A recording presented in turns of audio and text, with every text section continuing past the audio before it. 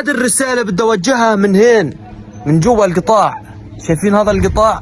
بدي اوجه لكم رسالة للدول العربية. بدي اقول لكم بس كلمة واحدة، كلمة واحدة، واللي بده يزعل من كلامي يطلع برا الفيديو، لانه عن جد انتوا هيك خبصتوها على الاخر. يا زلمة اقسم بالله اقسم بالله عيب عليكم انه انتوا تكونوا من المسلمين، عيب عليكم. كل الدول العربية قاعدة وجاعصة ولا عبالها. فانا بدي اوجه لها رسالة واحدة، انه انتوا خسارة فيكم تكونوا من المسلمين. عندك اول دولة مصر قاعدة ولا عبالها، السعودية ولا عبالها كمان، الامارات، كلهم هيك، كلهم هذول كلهم مطبعين خونة. ليش؟ علشان ورق الحمام قال ايش؟ تحميهم.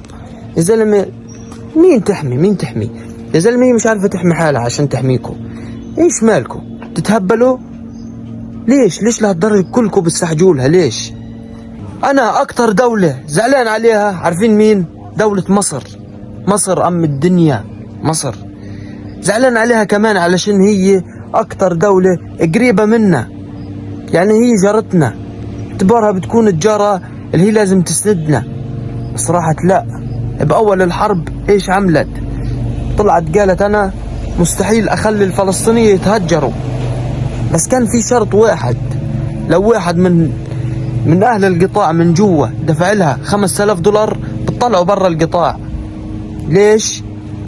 المصاري يا صاحبي، المصاري بيعمل لنا اي اشي. بقول لك ليش انا اطلع الفلسطيني ببلاش؟ لا، فوق ما بدهم يطلعونا من ارضنا بدهم يدفعونا كمان $5000.